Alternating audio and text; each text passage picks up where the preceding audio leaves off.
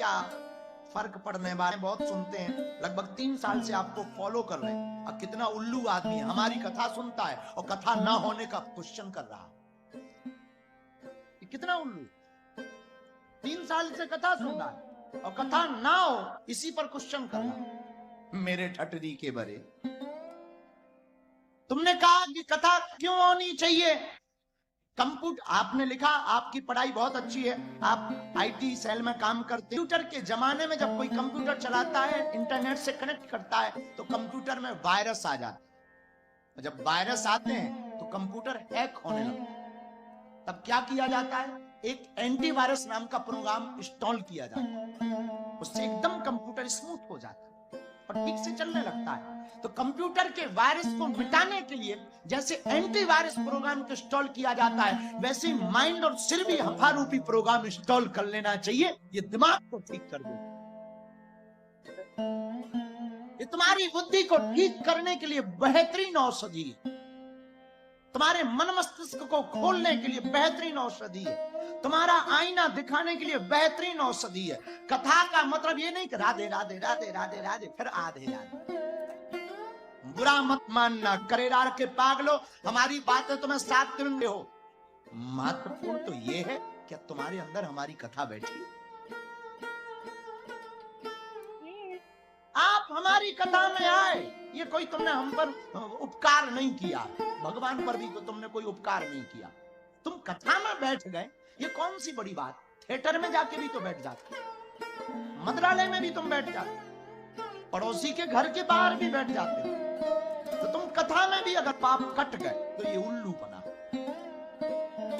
जो किया है वो भोगना है। पर 7 दिन की कथा सुनकर ये तय है कि तुम एक नई जिंदगी जीने की कला लेकर के जाओ। आप कितने गहरे पानी में हैं, वो बगीचा के हनुमान जी का चमत्कार। हमारी तो कई बार रोमावली खड़ी हो जाती है, करेरा के बगीचा के हनुमान जी की चर्चा आती है। एक साधारण सा सिपाही पुलिस थाने में पदस्थ है, और वो पूजा में इतना मदमस्त हो गया वो भूल गया, और उसके बड़े सीनियर अधिकारी निरीक्षण करने आए। ये ठीक है, ये आज उपस्थित नहीं होगा, तो सीनियर अधिकारी से इसकी शिकायत करें, ये बहुत लापरवाह है।